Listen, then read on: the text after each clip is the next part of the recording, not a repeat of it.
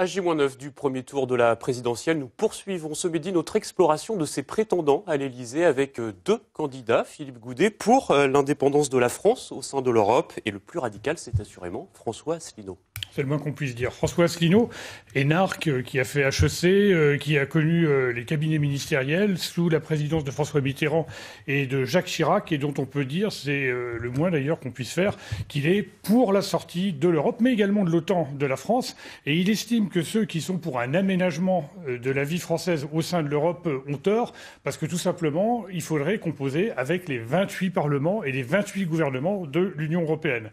Donc, on connaissait le Brexit.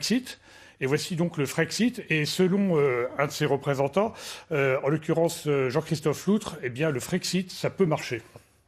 C'est très très réaliste, c'est même prouvé depuis l'été dernier puisque les Anglais ont mis en place leur Brexit et que les Françaises et les Français peuvent constater que depuis que les Anglais ont mis en place ce Brexit, leur économie s'emporte de mieux en mieux. Il y a beaucoup de relocalisation en Angleterre, de sièges sociaux d'entreprises avec des projets à horizon de 20-25 ans avec des emplois à la clé. Et donc c'est effectivement l'une des raisons principales pour lesquelles on veut le faire ça en France. Il s'agit d'une élection présidentielle, donc il s'agit de voir quelqu'un qui va représenter la France à l'international, quelqu'un qui a l'expérience à l'international de pouvoir débattre de l'intérêt de la France avec des chefs d'État tels que Xi Jinping en Chine, tels que Vladimir Poutine ou Donald Trump aux États-Unis. Donc il faut quelqu'un qui a la carrure et qui a de l'expérience.